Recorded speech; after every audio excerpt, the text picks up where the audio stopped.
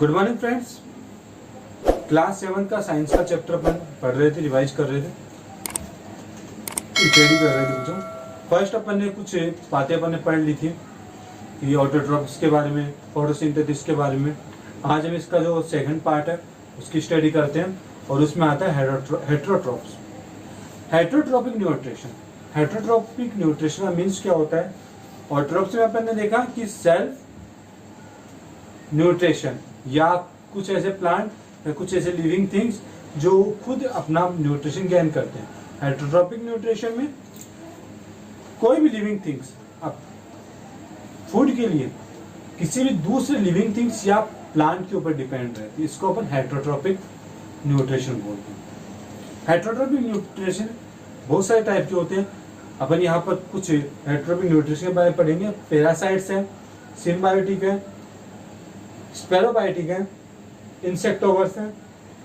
इन चार के बारे में अपन स्टडी करेंगे। तो लेट्स स्टार्ट दिस वीडियो।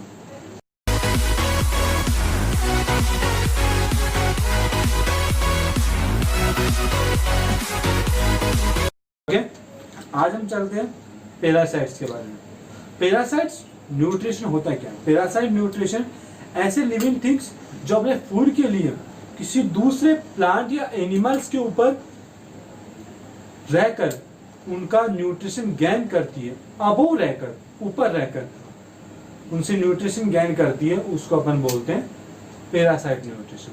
जैसे हम बात करते हैं अमरबेल, कुस्कुटा, ये कुछ ऐसे प्लांट होते हैं जो प्लांट के ऊपर रहकर अपने जो स्टेम के स्टिम्स होते हैं, स्टिंग कह सकते हैं अपन, कहें कि जो स्पाइक्स होते हैं वो उनकी जाइलम या फ्लोएम तक पहुंचा देते हैं और उनसे क्या करते हैं, उनका न्यूट्रिशन लेते रहते हैं।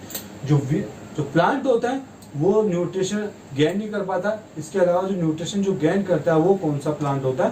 पैरासाइट्स, जो उनके अबोव ऊपर रहकर उनको उनके न्यूट्रिशन को शक करता रहता है। इस टाइप का जो न्यूट्रिशन होता है उसको अपन पैरासाइट न्यूट्रिशन बोलते हैं। Parasite plant are those which absorb food from other green plants. The organism deriving food is called parasites and other organism from which the food is derived is called the host. समझ में आ रहा है? ठीक, देखो, ऐसे plants या ऐसे animals, living things जो फूड के लिए किसी दूसरे प्लांट्स के ऊपर या एनिमल्स के ऊपर डिपेंड रहते हैं, उनको पैरासाइट बोला जाता है। अब पैरासाइट्स और होस्ट क्या होते हैं? देखो, जो प्लांट न्यूट्रिशन देता है वो कहलाता है होस्ट, और जो प्लांट या जो लिविंग थिंग्स उसे न्यूट्रिशन लेता है वो क्या कहलाता है? पैरासाइट्स कहलाता है। सिंपल सी डेफिनेशन थी। कुछ ऐसे प्लांट होते हैं जो पार्शियल पैरासाइट्स को के नेचर को शो करते हैं, मतलब उनमें कुछ ऐसी न्यूट्रिशन होते हैं वो जो सेल जनरेट करते हैं, लेकिन कुछ न्यूट्रिशन ऐसे होते हैं जो उनको किसी दूसरे प्लांट या दूसरे लिविंग थिंग्स से लेने पड़ते हैं। जैसे कि बात करें अपन मिस्लेटोल, एक ऐसा लिविंग थिंग्स होता है जो पार्शियल पैरासाइट्स को के नेचर को शो करता है। आगे चलते हैं सिम्बायोटिक प्लांट। सिम्बायोटिक प्लांट्स का मतलब होता है दो ऐसे प्लांट जो साथ साथ रहते हैं और वर्क भी साथ साथ करते हैं।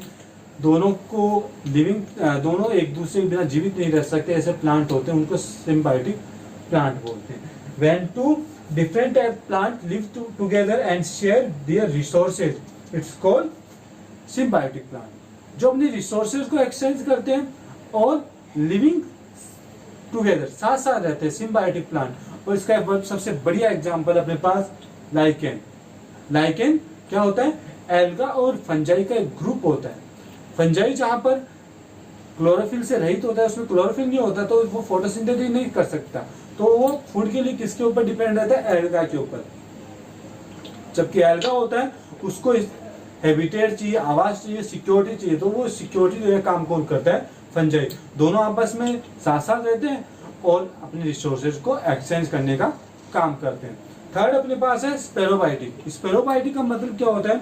स्पेरोबायोटिक प्लांट ऐसे प्लांट होते हैं जो डेड एंड डिकेरिंग मैटर में ग्रो करते हैं। डेड और डिकेरिंग मैटर, सड़ी गले जो भी प्लांट होते हैं, सड़ी गली जो भी मृदा होती है या सोइल होती है उसमें जो प्लांट जर्मिनेट होते हैं उसको अपन क्या बोलते हैं, स्पेरोबाइटिक प्लांट, और इस टाइप का जो न्यूट्रिशन होता है स्पेरोबाइटिक न्यूट्रिशन कहलाता है। Saprophytic plant are those that live off rotting material, spores rotting phyton plant, they grow in places with load of rotting dead leave and other dead and decaying matter.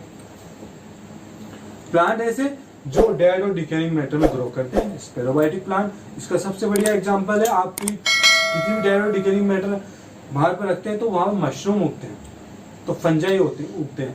तो mushroom जो होता है वो स्पेरोबाइटिक का best example होता है, क्योंकि वो डेड एंड डिकेइंग मैटर में ग्रो करता है।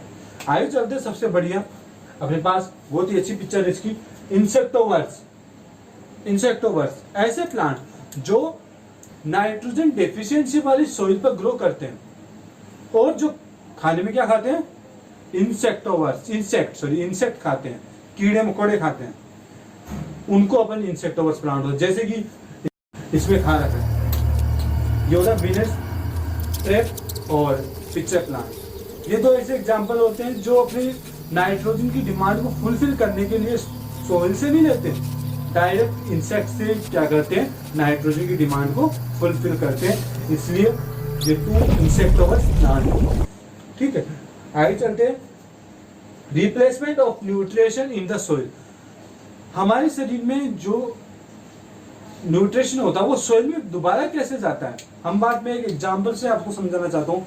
हमारे पास कोई कैटल होता है, मवेशी होता है, जब हम उसको चारा खिलाते हैं, ठीक है, तो वो न्यूट्रिशन गेन करता है। कुछ दिनों बाद में अगर वो डेड हो जाता है तो उनका जितना फूड मटेरियल होता है, जितना उसे न्यूट्रिशन लिया है, वो कहाँ से लिया था, सोइल से। सोइल में क्रॉप थी, क्रॉप से उसको न्यूट्रिशन मिला, एनिमल के अंदर गया और उसने अपनी जो लाइफ स्टाइल है वो कंटिन्यू की। जब उसकी डेथ हो जाती है तो वो एनिमल, जब हम किसी मृदा जो सोइल में उसको छोड़ के आते हैं, कहीं पर बाहर उसको रख के आते हैं, फेंक के आते हैं, तब उसको क्या होता है, उसकी जो बॉडी होती है डिकम्पोज होना स्टार्ट हो जाती है, और डिकम्पोज होने के कारण उनकी जो भी जितने भी न्यूट्रिशन होते हैं वो वापस रिप्लेसमेंट होते हैं किसमें, सोइल में। और वहां पर आप देखते हो आफ्टर सम डेज वहां पर छोटे छोटे प्लांट ग्रो करते हैं। वो प्लांट किससे होते हैं, उस न्यूट्रिशन से ग्रो करते हैं जो उस कैटल के डेड बॉडी से ऑकर हुआ।